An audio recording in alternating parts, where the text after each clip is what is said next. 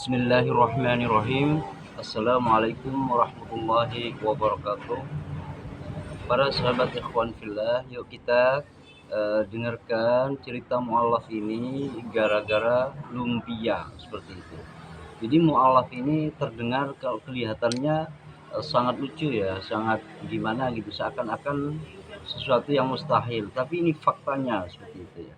Yuk kita dengarkan bagaimana pengakuan seorang mu'allaf dari Skotlandia ini menjadi seorang mu'allaf. Yuk kita saksikan bersama. Part of the Quran is in Surah Al-Baqarah. It's in this verse that Allah sets a challenge for the whole of mankind. That if you don't believe that this book is the word of God, then just produce one verse like it. The same style, the same transparency. But if you can match that, then you can disprove Islam. And that had such strong meaning for me, because I thought of all these people that say the Quran's not real, Allah doesn't exist, Muhammad made everything up. They'll have lengthy debates for hours and hours, but they won't do this one simple challenge. Write a verse. How long can it take them? But in 1400 years, not one person has been able to do this. Maya Wallace lahir di ibu kota Skotlandia, Glasgow, pada tahun 1982. Ibu dan ayahnya berprofesi sebagai pekerja sosial. Walaupun secara resmi datang dari keluarga penganut Katolik, namun Maya dibesarkan dalam lingkungan keluarga yang jauh dari agama. Pola pikir Maya banyak dipengaruhi oleh para pamannya, yang berprofesi sebagai ilmuwan, di mana keberadaan Tuhan serta agama bukanlah sesuatu yang penting bagi mereka. Sehingga tak mengherankan jika di masa kecilnya, Maya jarang ke gereja. Dia pun tak ingat pernah mengikuti sekolah minggu. Bahkan di rumahnya tidak ada Bible. Namun dengan hidup dalam lingkungan keluarga ilmuwan, Maya memiliki banyak pertanyaan tentang berbagai hal, yang jawabannya tidak bisa dia temukan lewat sains. Saat menginjak bangku sekolah menengah atas, Maya memutuskan untuk mengikuti kelas pelajaran rohani. Hal itu dia lakukan bukan karena ingin memeluk sebuah agama, tapi karena ingin mendapatkan jawaban atas semua pertanyaan yang dia miliki sedari kecil. Namun Maya kecewa, karena agama-agama yang diajarkan dalam kelas itu sama sekali tidak masuk akal baginya. Alih-alih memperoleh jawaban, dia malah memiliki lebih banyak pertanyaan baru. Satu-satunya agama yang tidak diulas atau diajarkan dalam kelas tersebut adalah Islam. Agama yang menurut Maya dianut oleh orang-orang gila yang menyukai kekerasan. So my high school didn't teach Islam. At the time, it was quite superficial. They said that they couldn't teach Islam because they didn't have a religious education teacher who'd studied that religion. Either way, I was happy. To me, it wasn't a real religion. It was barbaric. The Muslims were crazy nutcases. They were just people that would terrorize innocent people. They would blow up buildings. So for me, I was glad. I didn't think that I would ever become Muslim, that I would ever entertain the idea of Islam. It's quite ironic now. I am a Muslim.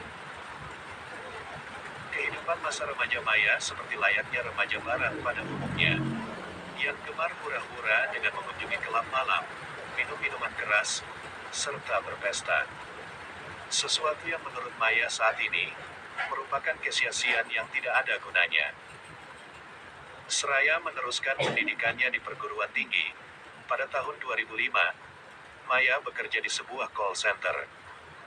Di tempat kerjanya tersebut, ada beberapa karyawan keturunan Pakistan yang mayoritas beragama Islam. Melalui rekan-rekan sekantornya inilah, Maya mulai mengenal Islam dan Muslim yang sesungguhnya. And they were not crazy. They were not anything that I had imagined that the media had portrayed. And in actual fact, they became my best friends. And this is the first time I felt I had real, true friendship where these people really cared for me, I really cared for them, and there was a group of us. So there was Saima, there was Shakila, there was Talib, Nabil, and Atif. And it was us lot together, and I would just, initially it was just, I was interacting with them, and we would just do normal things, go to the cinema, we would go out for meals. But one thing that stood out to me was the fact that what they done was very respectful. They had a lot of respect for themselves. They wanted to have a good image, and there was a lot of things they wouldn't do. So they wouldn't come out clubbing with me. You know, once I had a birthday, I invited them, and they declined, and I couldn't understand why. So slowly, it was just their behaviours, their mannerisms that introduced me to Islam. Peristiwa yang menjadi titik balik, di mana Maya mulai tertarik pada Islam, terjadi pada bulan suci Ramadan. Ketika itu, para sahabat muslimnya yang tengah menjalankan ibadah puasa, mengajak Maya untuk ikut berbuka puasa bersama mereka. Salah satu sahabatnya menawarkan pada Maya sekotak spring rolls, atau yang kita kenal sebagai lumpia, yang dibawa sahabatnya itu dari rumah.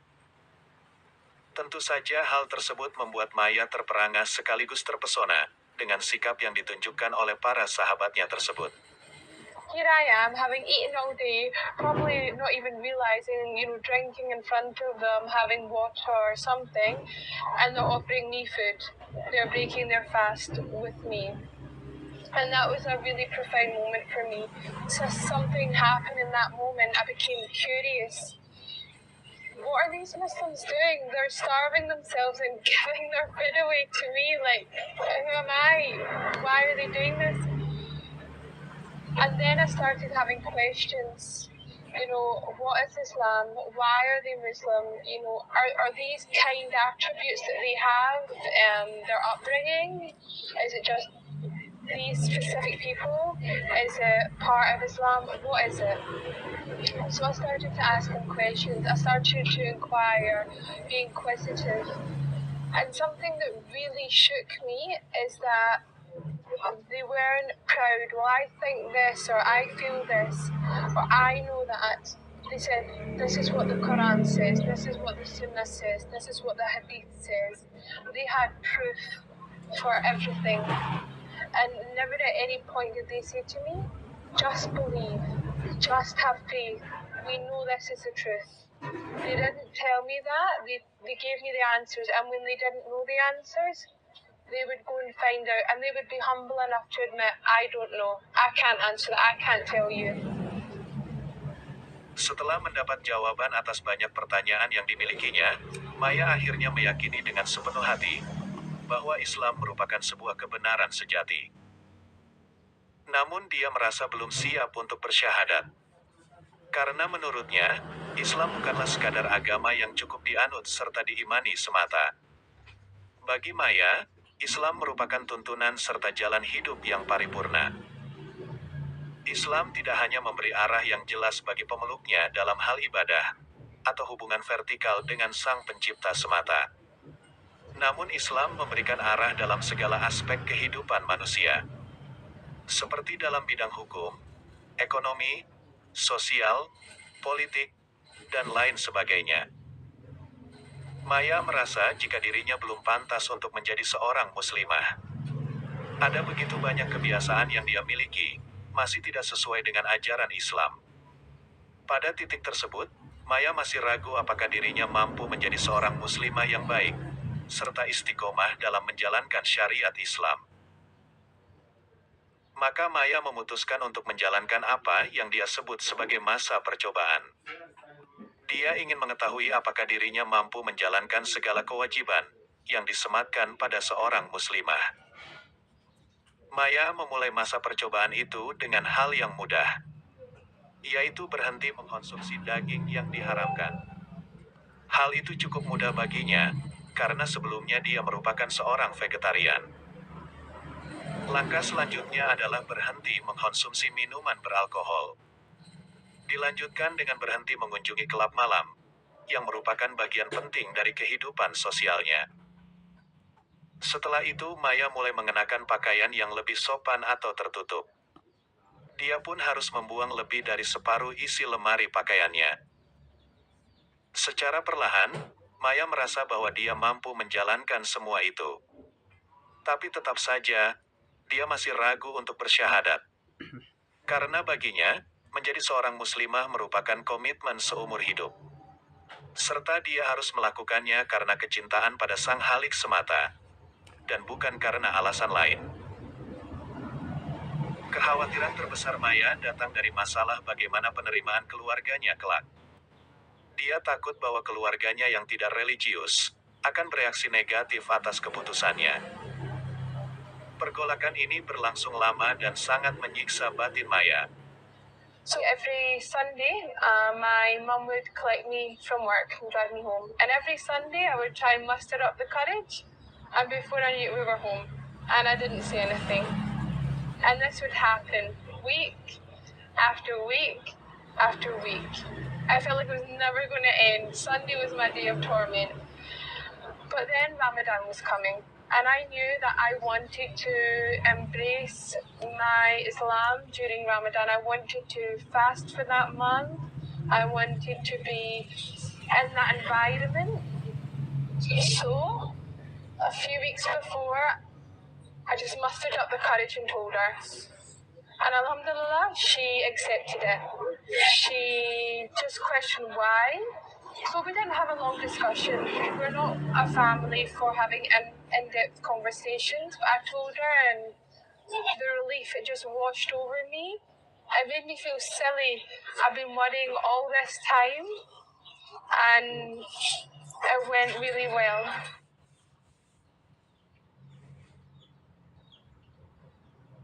I went with my friends, some of my very good friends, and we went to Glasgow Central Mosque, and I took my Shahada through tears of joy. We were all crying, it was so emotional, and it was an experience that I wasn't expecting. You know, the Imam gave a speech and he was saying how there was a birth. That was me, which I found out later because I'm a revert to Islam. I'm a newborn in the eyes of Allah.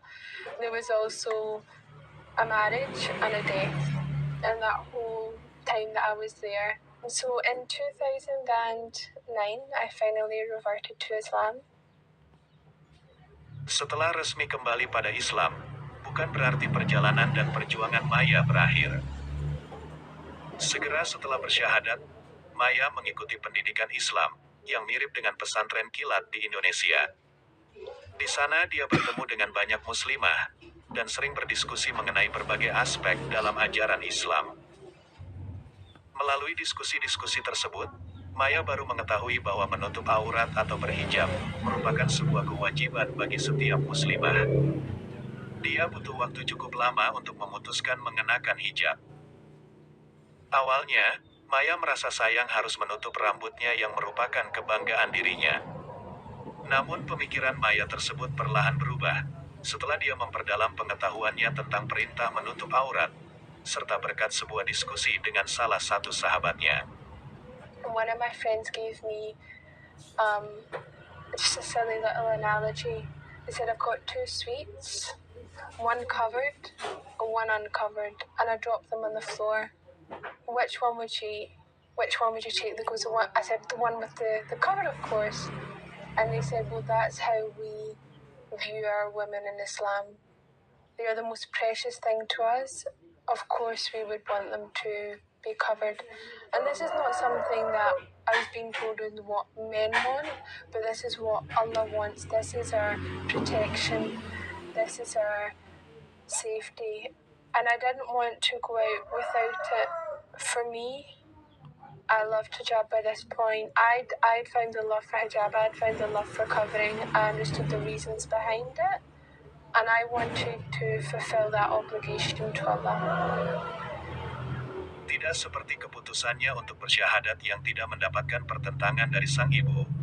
Keputusan Maya untuk berhijab ternyata mendapat reaksi penolakan yang sangat keras dari keluarganya. Ibunya bahkan sampai menangis ketika Maya mengatakan bahwa dia kini berhijab. Bagi sang ibu, hijab merupakan bentuk penindasan terhadap wanita. Reaksi sang ibu tersebut terasa sangat menyakitkan bagi Maya.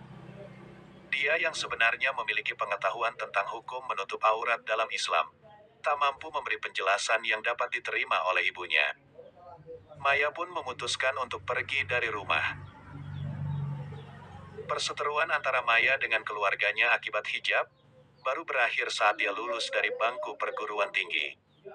My mother and my aunt and my uncle came, and I was hiding from them. I was in my graduation gown. I was wearing this big black graduation cloak and a black hijab, and I was just all black. And I was nervous. I was so nervous. And I could see in their faces that they had some apprehension. They were shocked, but they accepted it. My grandfather's not a man of many words. So when I went to see him, he'd been informed, I believe, by my family that I was Muslim and that I covered. And we've never spoken about it, me and my grandfather. And what he done, he says to me, all of your grandmother's scarves are upstairs in the bottom drawer, and I've looked them all out, and they're all there for you. You know, for your. And he wouldn't say anything, he just went, for your. And that's when I knew that through that trial, through that, for me, that was a very hardship, that there was light at the end of the tunnel, if you want to call it that. There was peace at the end for me, and that my family accepted the hijab, and that now they understand the reasons behind it.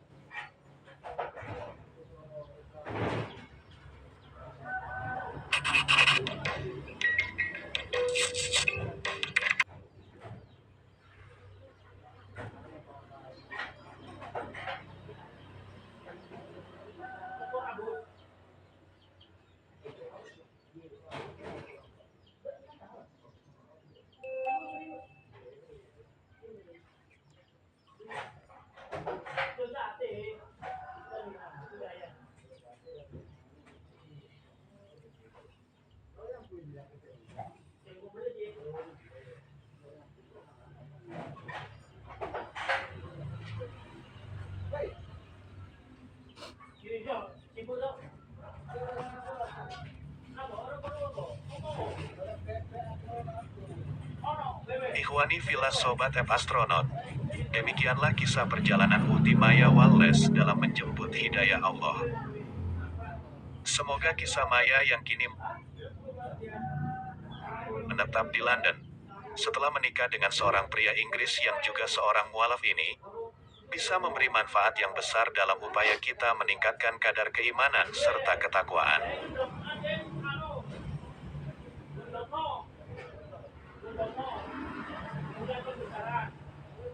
Ya, begitulah kisah mu'allafah.